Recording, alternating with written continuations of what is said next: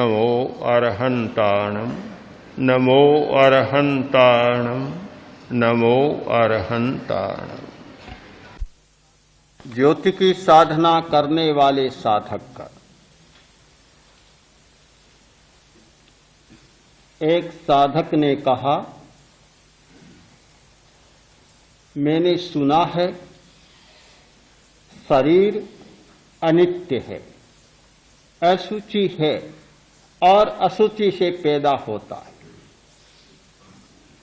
एक बार नहीं, अनेक बार सुना। साधना के लिए आया, मुझे बताया गया कि शरीर को देखें। बार बार कहा गया शरीर को देखें, शरीर को देखें।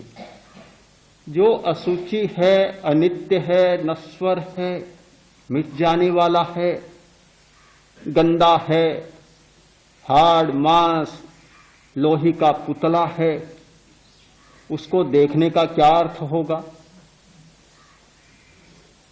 साधना करने आए हैं किसी बहुत बड़ी चीज को देखने के लिए, आत्मा परमात्मा को देखने के लिए। इस गंदे शरीर को देखने का कोई अर्थ क्या होगा? बात कुछ समझ में नहीं आई।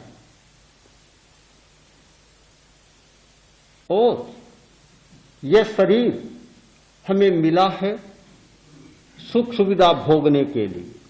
आराम से रहें, पंखे चलें, ठंडी हवा में रहें, ठंडा पेय पिएं, खाएं पिएं, मौज करें, सुविधा को भोगें। शरीर का अर्थ ही है भोग का साधन। तो यह तो भोग का साधन है, भोग के लिए मिला है, और यहां तो सताया जा रहा है इस बेचारे को, कष्ट दिया जा रहा है। 1 घंटा तक तो आसन करो, सारा पसीना निचुड़ जाता है, हड्डियां दुखने लग जाती है।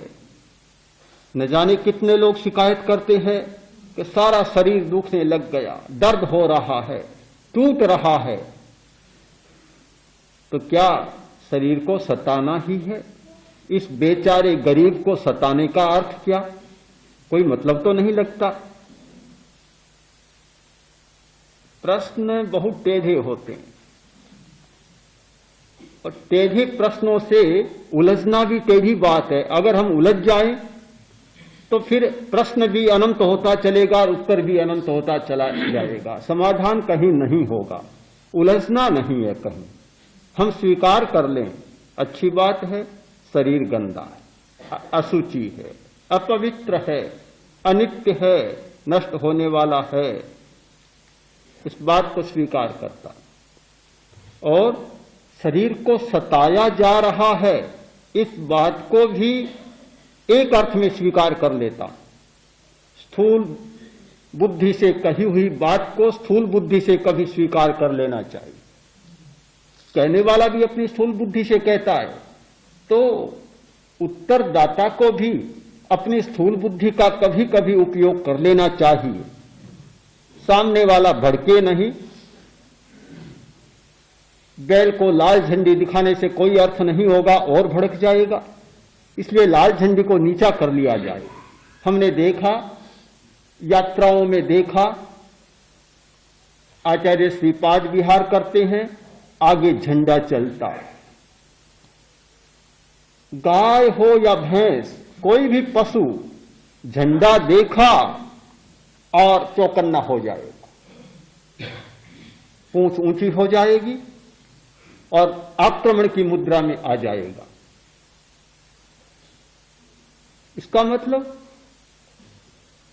कि उनकी रंग की पहचान ही ऐसी है कि जब वे रंगों को देखते हैं तो उन्हें लगता है कि कोई दैत्य आ रहा है। रंगों को पहचानने की दृष्टियां अलग अलग होती है। शायद बहुत लोगों को पता नहीं कि हम भी कई रंगों को नहीं पहचान पाते। होता कुछ है और देखते कुछ है। बड़े बड़े लोगों को 70-80 वर्ष पार करने के बाद कभी पता चलता है कि हरा रंग भी कोई होता है। उनकी आंख में हरा रंग पहचानने की क्षमता ही नहीं है। किसी में पीला रंग पहचानने की क्षमता नहीं है। अलग अलग आंख की भी क्षमताएं होती है, पहचाना नहीं जाता। तो जब पशु भड़कता है तो फिर उसको लाल झंडी दिखाने से मतलब क्या? कोई अर्थ नहीं होता। मैंने भी उनके दोनों तर्कों को स्वीकार कर लिया। स्वीकार करना भी बुरा नहीं होता, कभी कभी अच्छा होता है। मैंने कहा शरीर अशुचि है, ये बात तुमने सुनी और सुनाने वालों ने सुनाई, दोनों सही है। सुनाने वाला भी गलत नहीं और सुनने वाला भी गलत नहीं, मानने वाला भी गलत नहीं, बिल्कुल गलत नहीं। हम जानते हैं साफ कि हर आदमी जन्म लेता है, मर जाता है, अनित्य है।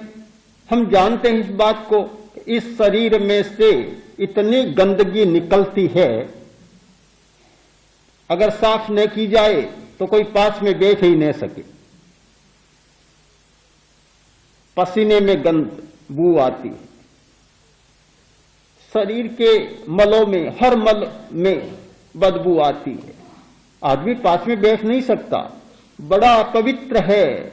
यह तो अच्छा है कि हमारी देखने की, सुनने की, सूंघने की एक सीमित शक्ति है, एक निश्चित आवृत्ति पर ही हमारी इंद्रियां काम करती है।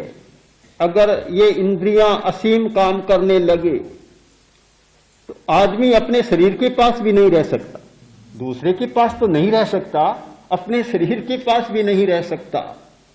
प्रकृति की कोई ऐसी व्यवस्था है कि मनुष्य को ज्ञान तो बहुत विशाल होता है, किंतु इंद्रियां उस ज्ञान में से थोड़े से ज्ञान को स्वीकार करती हैं। अगर सारे शब्दों को सुनने कान लग जाए, जितना कान के पास आता है सबको सुनने लग जाए, आदमी एक दिन में पागल बन जाए।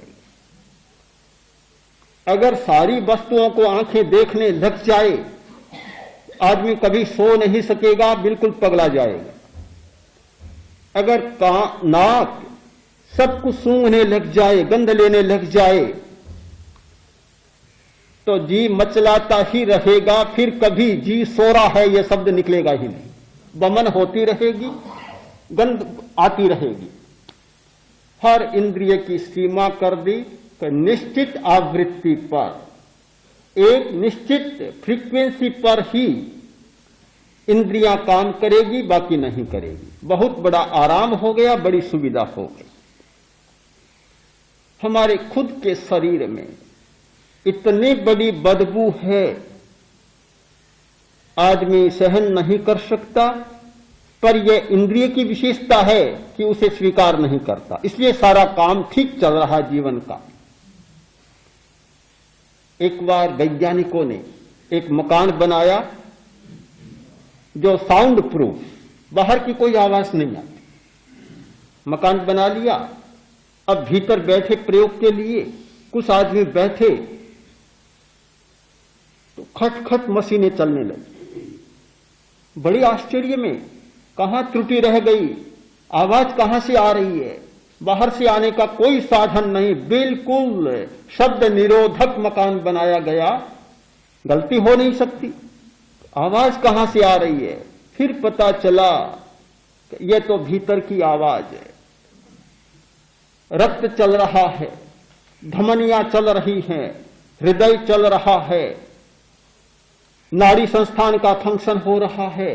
ये तो भीतर की मशीनों की खटखटाहट है। जब बाहर की खटखटाहट होती है तो भीतर की खटखटाहट का पता नहीं चलता। जब बाहर की आवाज बंद होती है तब पता चलता है कि भीतर में कितनी मशीनें चल रही है और कितनी भयंकर आवाजें हो रही, कितने स्पंदन है। हाँ, कितने स्पंदन है। जब ध्यान की गहराई में जाते हैं तब पता चलता है कि भीतर में कैसे स्पंदन हो रहे हैं, पहले पता ही नहीं चलता। हमारे शरीर की ऐसी व्यवस्था है, इसलिए सारा जीवन का काम ठीक चल रहा है।